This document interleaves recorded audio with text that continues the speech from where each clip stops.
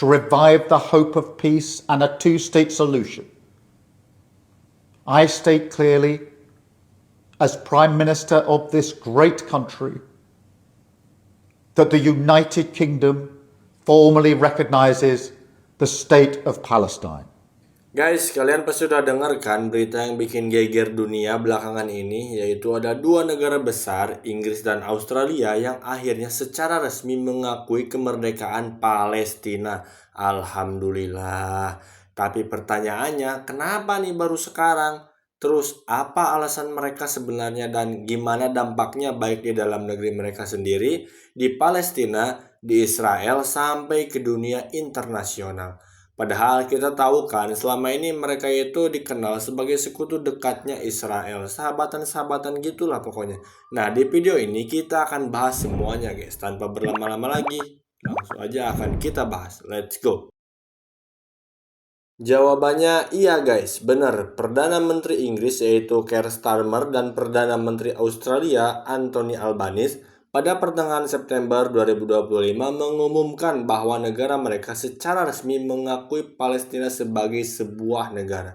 Tapi catat ya guys, pengakuan ini tuh tidak otomatis menciptakan negara Palestina dalam semalam. Yang mereka lakukan hanyalah lebih ke arahan pengakuan diplomatik dan politik. Yang artinya Inggris dan Australia menganggap Palestina punya hak yang sah untuk berdiri sebagai negara berdaulat sama seperti negara lain di dunia. Kenapa nih mereka baru mengakuinya sekarang-sekarang? Kayaknya kemarin-kemarin mata mereka itu kelilipan deh guys. Sebenarnya ada beberapa faktor penting guys. Yang pertama, situasi Gaza pasca serangan 7 Oktober 2023 dan perang Israel Hamas yang sudah menewaskan puluhan ribu warga sipil bikin dunia makin tertekan untuk cari jalan keluar secara damai. Yang kedua, Inggris dan Australia ingin menjaga agar solusi two-state solution tetap hidup. Kalau tidak, konflik ini akan makin buntu guys dan radikalisasi bakal makin parah.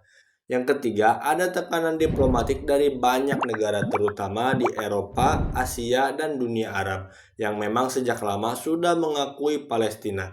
Inggris dan Australia gak mau nih guys terus dianggap sebagai penonton yang cuma membela satu pihak. Yang keempat, mereka menekankan bahwa Hamas tidak boleh punya peran dalam pemerintahan Palestina. Jadi pengakuan ini tuh juga sekaligus dorongan supaya otoritas Palestina melakukan reformasi besar, mulai dari tata kelola pemerintahan, transparansi, sampai kurikulum pendidikan. Dengan kata lain guys, pengakuan ini bukan sekadar simbol tapi juga syarat dan tekanan politik. Langkah ini jelas guys, nggak sepi dari yang namanya kontroversi.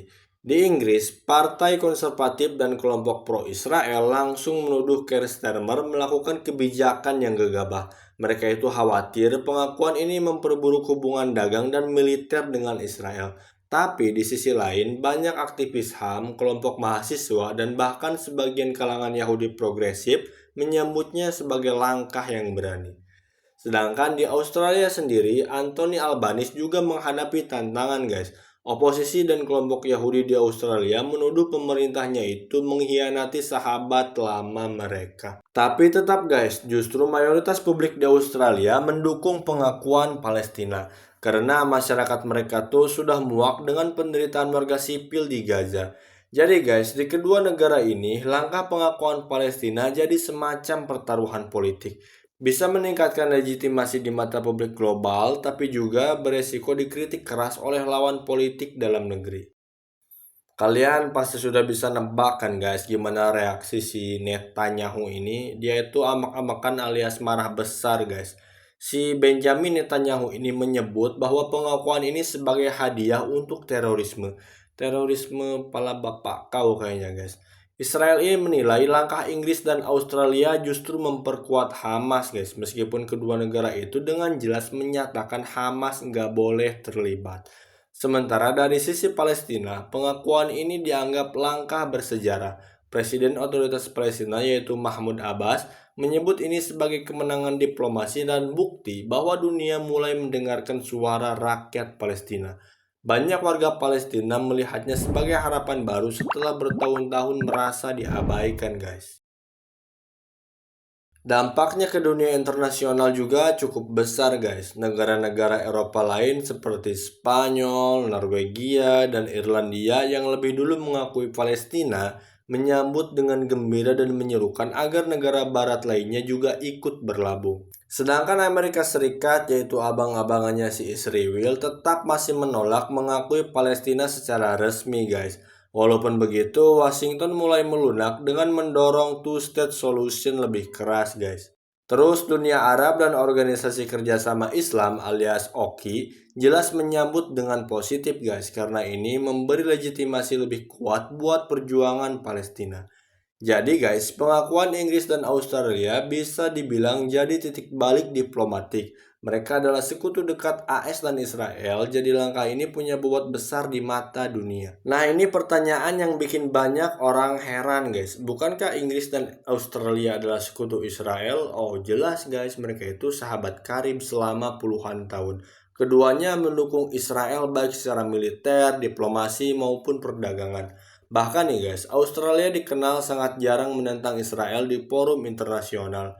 Inggris juga punya sejarah panjang guys, dari deklarasi Balfour 1917 yang justru membuka jalan bagi berdirinya Israel. Tapi yang namanya politik internasional itu dinamis guys. Seiring konflik yang makin parah, opini publik yang berubah, terus tekanan internasional juga meningkat, dan ya akhirnya para pemimpin politik juga harus menyesuaikan diri. Jadi bisa dibilang Inggris dan Australia mencoba menyeimbangkan posisi guys. Tetap jadi sekutu Israel tapi sekaligus mengakui hak rakyat Palestina. Jadi guys, kesimpulannya pengakuan Inggris dan Australia terhadap Palestina bukan sekedar simbol, tapi langkah politik yang punya dampak besar. Mereka ingin menjaga solusi dua negara tetap hidup guys, menekan Israel untuk berhenti menyerang dan memberi dorongan ke Palestina untuk membangun pemerintahan yang lebih kuat. Dunia pun kini menunggu guys, apakah langkah ini akan membuka jalan menuju perdamaian atau justru menambah ketegangan baru. Kalau menurut kalian gimana guys? Apakah ini benar-benar awal baru buat Palestina atau hanya manuver politik semata? Coba tulis pendapat kalian di kolom komentar guys. Oke guys, segitu dulu video kita kali ini. Boleh tinggalkan like kalau kalian suka video ini dan jangan lupa juga buat di subscribe guys. Terima kasih buat kalian yang sudah menonton. See you on my next video.